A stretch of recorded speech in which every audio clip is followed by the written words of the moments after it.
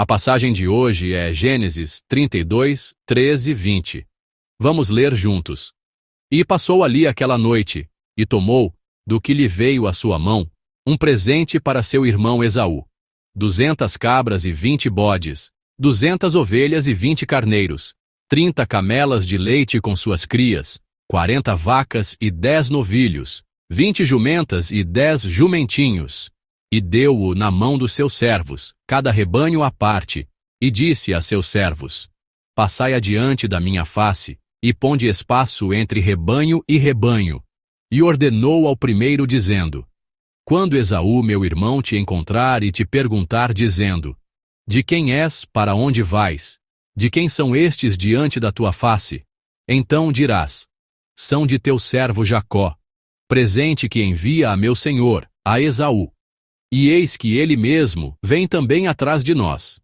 E ordenou também ao segundo, e ao terceiro, e a todos os que vinham atrás dos rebanhos, dizendo: Conforme esta mesma palavra, falareis a Esaú, quando o achardes, e direis também: Eis que o teu servo Jacó vem atrás de nós. Porque dizia: Eu o aplacarei com o presente que vai diante de mim, e depois verei a sua face. Porventura aceitará a minha face. Amém. A passagem de hoje relata como Jacó se preparou para encontrar o seu irmão Esaú. Para entendermos a passagem de hoje, precisamos analisar brevemente o conteúdo da mensagem anterior. Na mensagem anterior, vimos que Jacó enviou os seus servos como mensageiros à sua frente, para verificar a condição do seu irmão Esaú. Jacó enviou os seus servos por duas razões. Primeiro, para tentar ganhar o favor do seu irmão por meio deles. E, segundo, para descobrir quais sentimentos Esaú ainda nutria por ele.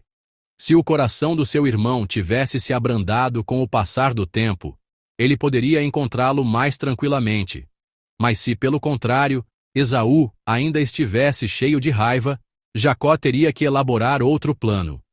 No entanto, ao ouvir o relatório dos servos que retornaram, Jacó ficou profundamente angustiado.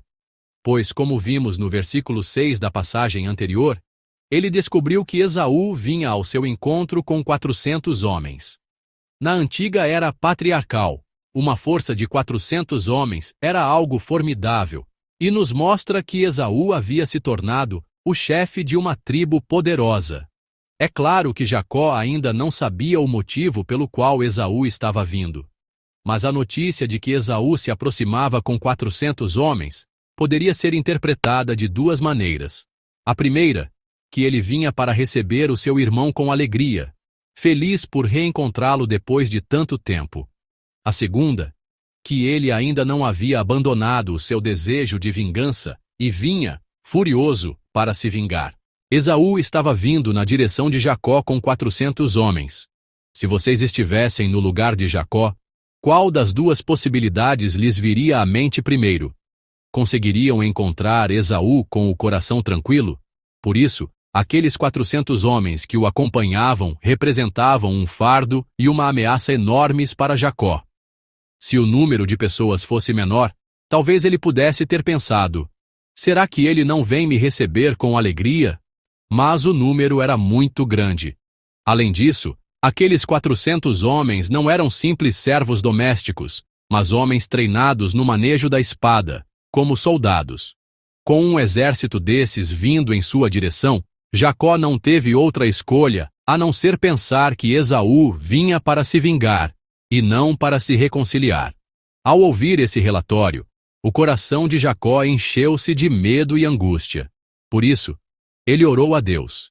E, apegando-se à promessa divina, Jacó confiou que o Senhor certamente lhe concederia a sua graça. A passagem de hoje mostra Jacó a agir depois de ter orado a Deus.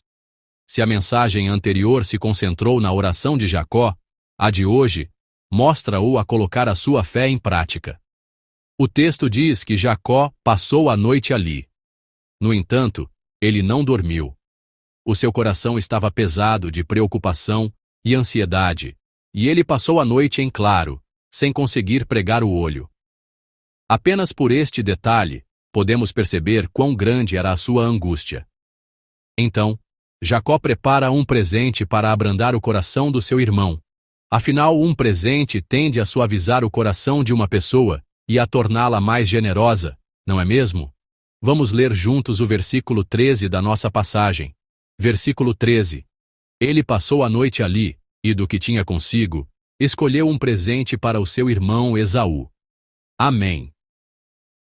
Jacó selecionou dos seus bens cerca de 580 animais, incluindo cabras, ovelhas, camelos, bois e jumentos.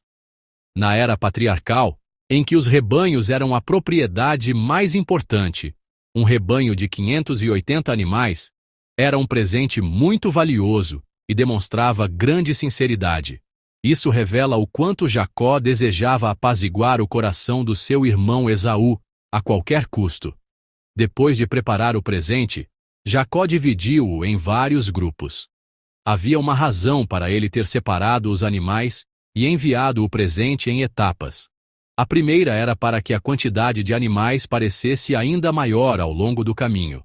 A segunda era a esperança de que, mesmo que Esaú não abrisse o coração ao primeiro presente, este acabasse por se abrandar ao receber os outros grupos que chegavam continuamente. Ele poderia recusar o primeiro grupo, mas, sendo humano, se os presentes continuassem a chegar sem parar, a probabilidade de o seu coração se abrandar seria maior. Era isso que Jacó pensava. Jacó também instruiu os servos responsáveis por conduzir os presentes, dizendo-lhes como deveriam responder, caso Esaú perguntasse algo. O conteúdo dessa instrução está registrado no versículo 18. Vamos lê-lo juntos. Versículo 18. Responda: é do teu servo Jacó. É um presente para o meu senhor Esaú, e ele mesmo vem atrás de nós. Amém. Em outras palavras, a mensagem era: estes presentes são do teu servo Jacó, enviados ao seu senhor Esaú. E o próprio Jacó vem logo atrás de nós. Nesta passagem, Jacó refere-se ao seu irmão Esaú como Senhor. Normalmente, usamos a palavra Senhor com maiúscula como um título para Deus. No entanto, a palavra Senhor com minúscula também pode ser usada para se referir a pessoas. Quando um servo fala com o seu mestre, um filho com os seus pais, um discípulo com o seu mestre, ou simplesmente como uma expressão de humildade e cortesia. Então, na passagem de hoje, qual dessas razões se aplica? Claramente, a quarta. Jacó chama o seu irmão de Senhor para se humilhar e mostrar respeito diante de Esaú. O presente que Jacó enviava a Esaú, humilhando-se, não era um simples presente. Era como um tributo, que continha um significado de total submissão ao seu irmão. Jacó esperava que se Esaú entendesse a intenção por trás do presente e compreendesse o seu coração, os sentimentos acumulados do passado e a raiva que o levou a dizer, vou matar o meu irmão, pudessem dissipar-se.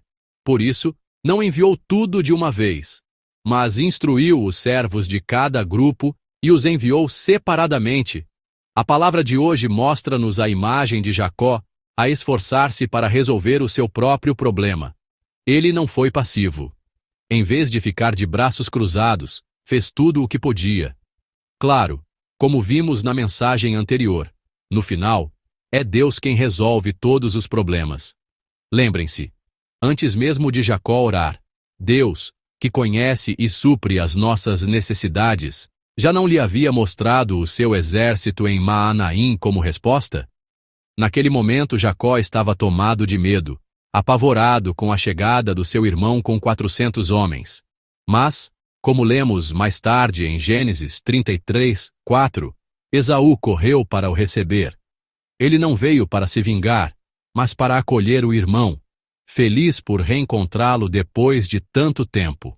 Qual foi o motivo pelo qual Esaú pôde receber de forma tão calorosa este irmão que o enganou e lhe roubou a bênção da primogenitura?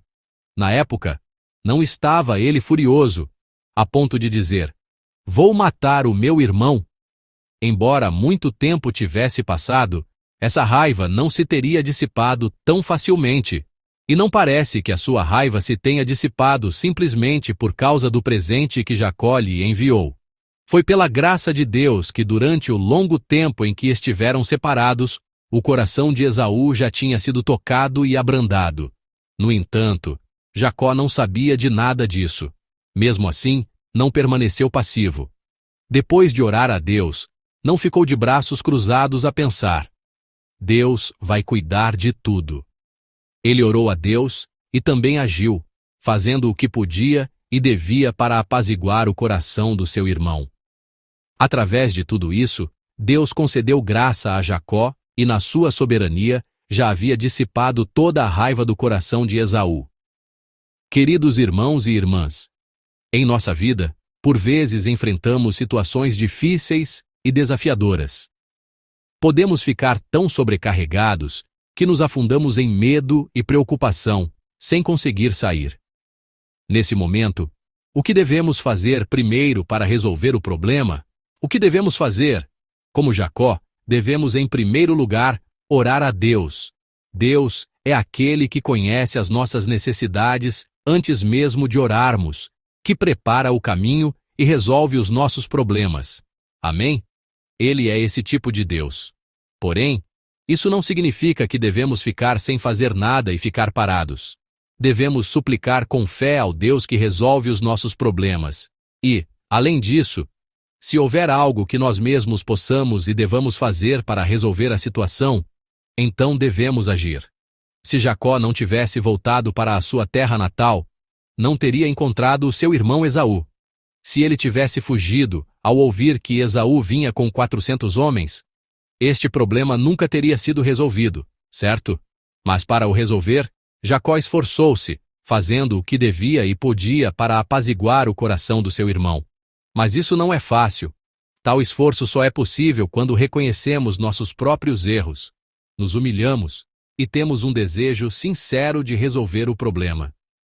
Assim como Jacó se esforçou para encontrar o seu irmão Esaú e resolver o seu problema, que a nossa vida seja uma em que primeiro oramos a Deus, mas também agimos. Eu vos abençoo em nome do Senhor.